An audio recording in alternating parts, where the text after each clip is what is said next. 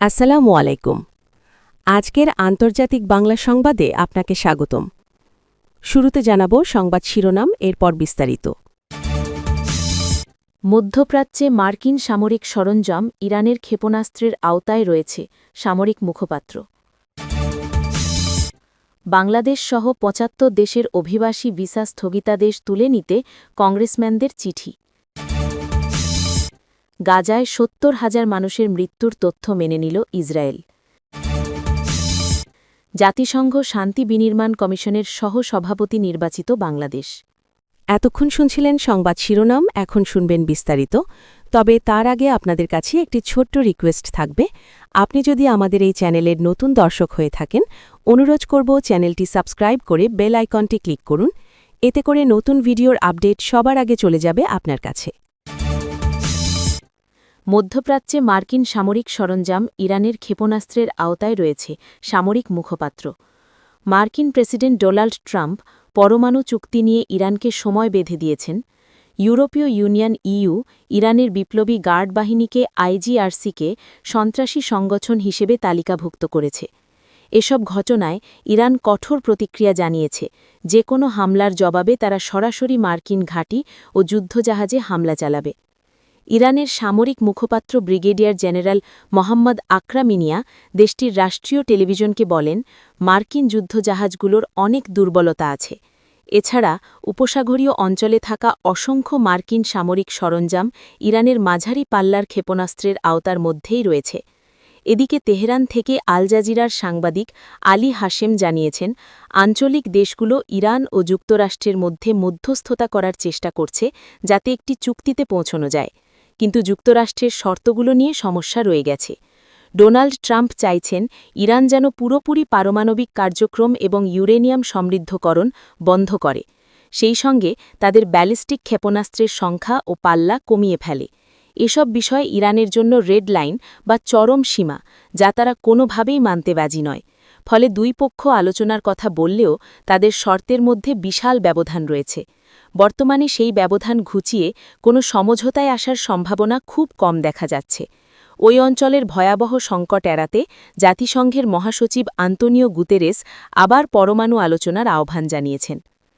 কাতার news এজেন্সির তথ্যমতে কাতারের আমির Sheikh Tamim bin Hamad Al Thani ও ইরানের প্রেসিডেন্ট মাসুদ পেজেশকিয়ান ফোনে কথা বলেছেন। তারা মধ্যপ্রাচ্যে উত্তেজনা কমিয়ে স্থিতিশীলতা ফিরিয়ে আনার বিষয়ে আলোচনা করেন। বাংলাদেশ সহ ৭৫ দেশের অভিবাসী ভিসা স্থগিতাদেশ তুলে নিতে কংগ্রেসম্যানদের চিঠি। বাংলাদেশ সহ ৭৫টি দেশের উপর অভিবাসী ভিসা প্রক্রিয়ায় স্থগিতাদেশ তুলে নিতে মার্কিন পররাষ্ট্রমন্ত্রী মার্কো রুবিও ও হোমল্যান্ড সিকিউরিটি মন্ত্রী ক্রিস্টি নয়েমকে চিঠি দিয়েছেন ৭৫ কংগ্রেসম্যান। মার্কিন প্রেসিডেন্ট ডোনাল্ড ট্রাম্প প্রশাসনের ওই সিদ্ধান্তের ফলে গোটা বিশ্বের ভুক্তভোগীদের বিষয়টি তুলে ধরা হয়েছে বৃহস্পতিবার ২৯ জানুয়ারি দেওয়া ওই চিঠিতে। সেখানে এশিয়ান প্যাসিফিক আমেরিকান ককাসের চেয়ার কংগ্রেসওম্যান গ্রেস ম্যাংস সহ ৭৫ কংগ্রেসম্যান ভিসা কার্যক্রমে স্থগিতাদেশ উঠিয়ে নেওয়ার আহ্বান জানান। চিঠিতে বলা হয়, স্থগিতাদেশের কারণে ভিসাধারী ১,৩৫,০০০-এর বেশি এশিয়ান আমেরিকান পুনরায় যুক্তরাষ্ট্রে ফিরতে পারছে না। বিশ্বের ৪০% মানুষ ভিসা স্থগিতাদেশের আওতায় পড়েছেন। এটি বিশাল এই জনগোষ্ঠীকে উপেক্ষা করার শামিল।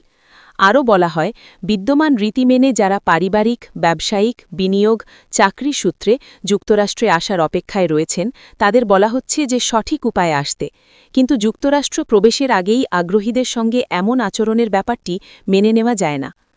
এটা নির্দয় আচরণের শামিল, কারণ অভিবাসীরা যাবতীয় রীতি মেনেই সবকিছু সাবমিট করেছেন ভিসার জন্যে।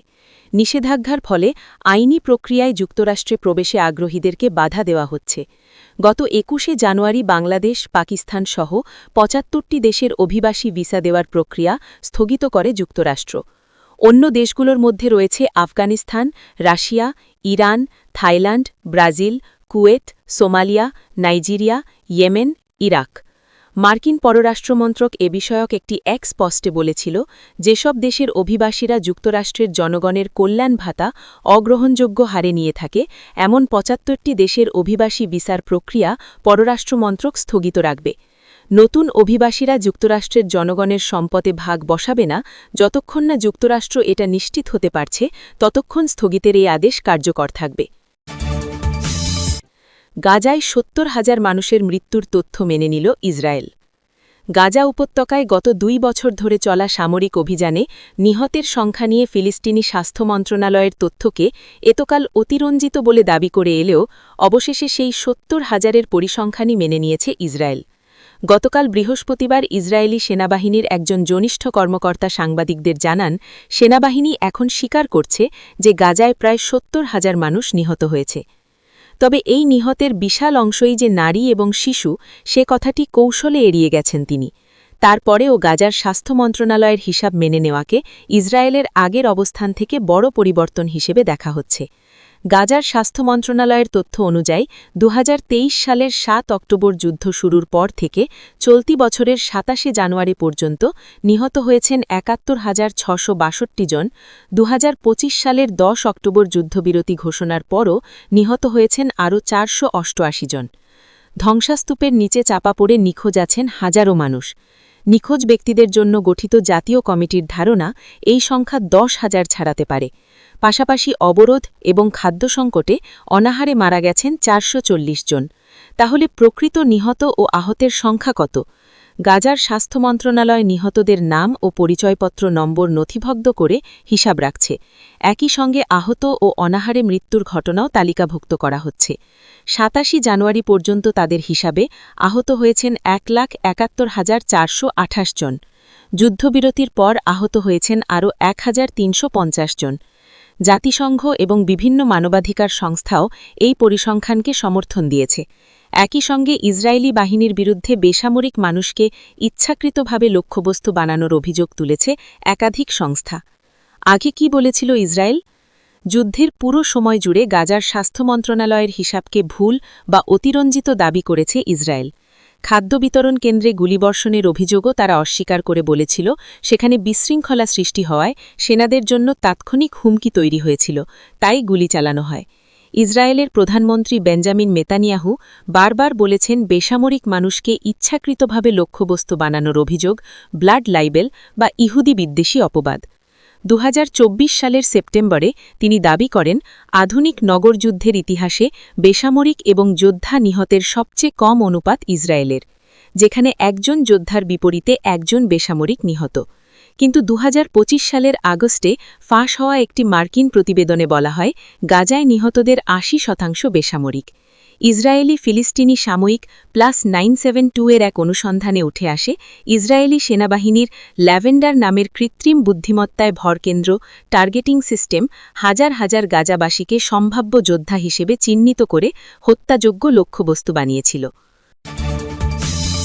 জাতিসংঘ শান্তি বিনির্মাণ কমিশনের সহ-সভাপতি নির্বাচিত বাংলাদেশ। জাতিসংঘ শান্তি বিনির্মাণ কমিশনে ২০২৬ সালের জন্য সহ-সভাপতি নির্বাচিত হয়েছে বাংলাদেশ। আজ সকালে এক সংবাদ প্রজ্ঞপ্তিতে এই তথ্য জানানো হয়। এতে বলা হয়, গতকাল বৃহস্পতিবার যুক্তরাষ্ট্রের নিউ ইয়র্কে জাতিসংঘ সদর দপ্তরে কমিশনের ৫ সদস্য বিশিষ্ট ব্যুরো নির্বাচন হয়। নির্বাচন পরবর্তী এক সংক্ষিপ্ত অনুষ্ঠানের মাধ্যমে কমিশনের ২০তম অধিবেশনের প্রথম সভায় বাংলাদেশ আনুষ্ঠানিকভাবে সহ-সভাপতির দায়িত্ব গ্রহণ করে। এক বিবৃতিতে বাংলাদেশ প্রতিনিধিদল এই গুরুত্বপূর্ণ দায়িত্বের জন্য বাংলাদেশের ওপর আস্থা ও বিশ্বাস রাখাতে কমিশনের সদস্যদের ধন্যবাদ জানায়। একই সঙ্গে জাতিসংঘের শান্তি বিনির্মাণ কার্যক্রমের প্রতি অঙ্গীকার পুনর্ব্যক্ত করে। পাশাপাশি ভবিষ্যৎ কর্মপরিকল্পনা বাস্তবায়নে সচেষ্ট থাকার প্রতিশ্রুতি দেয়। কমিশনের ২০তম অধিবেশনের প্রথম সভায় মরক্কোকে সভাপতি হিসেবে নির্বাচিত করা হয়, আর বাংলাদেশ সহ জার্মানি, ব্রাজিল ও ক্রোয়েশিয়া সহ-সভাপতি নির্বাচিত হয়। এ উপলক্ষে আয়োজিত অনুষ্ঠানে জাতিসংঘ সাধারণ পরিষদ এবং মহাসচিবের পক্ষে তার শেফ ডি ক্যাবিনেট উপস্থিত ছিলেন। এই সময় তারা শান্তি বিনির্মাণ কমিশনের গুরুত্ব তুলে ধরে বক্তব্য দেন। শান্তি বিনির্মাণ কমিশন একটি আন্তঃরাষ্ট্রীয় উপদেষ্টা সংস্থা। এটি সংঘাতপ্রবণ দেশগুলোতে শান্তি বজায় রাখতে সাহায্য করে। কমিশনটি মোট ৩১টি সদস্য রাষ্ট্র নিয়ে গঠিত। সাধারণ পরিষদ, সুরক্ষা পরিষদ, অর্থনৈতিক ও সামাজিক পরিষদ এবং জাতিসংঘের শীর্ষ সেনা ও অর্থদানকারী দেশগুলোর মধ্যে থেকে এই সদস্যদের নির্বাচিত করা হয়। ২০০৫ সালে প্রতিষ্ঠার পর থেকেই বাংলাদেশ এই কমিশনের সক্রিয় মেদস। এর আগে 2012 এবং 2022 সালে বাংলাদেশ এই কমিশনের সভাপতির দায়িত্ব পালন করে, আর 2023 এবং 2023 সালে পালন করে সহসভাপতির দায়িত্ব। প্রিয় দর্শক, এতক্ষণ শুনছিলেন আন্তর্জাতিক বাংলা সংবাদ। ভিডিওটি ভালো লাগলে একটি লাইক করুন, কমেন্ট করে জানান আপনার মূল্যবান মতামত, শেয়ার করে ছড়িয়ে দিন আপনার বন্ধুদের মাঝে। ভালো থাকবেন, সুস্থ থাকবেন। আসসালামু আলাইকুম ওয়া রাহমাতুল্লাহি ওয়া বারাকাতুহু।